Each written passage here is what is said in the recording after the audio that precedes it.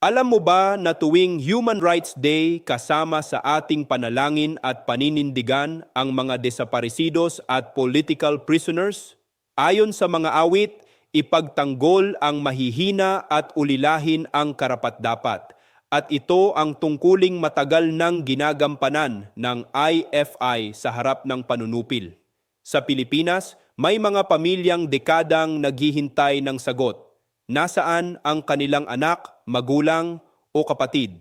May mga bilanggong pinatahimik dahil nagsalita para sa katotohanan. At bilang simbahan, hindi natin sila maaaring kalimutan o pabayaan dahil ang pananampalataya ay may kasamang pakikipagkapwa sa mga lubos na nawalan ng tinig. Kaya tuwing Human Rights Day, tanong natin, paano tayo magiging tinig para sa mga hindi na marinig? Ako si Bishop Tonyo, obispong migrante sa Europa at ito ang Araling IFI. Magsamba, mag-aral, maglingkod.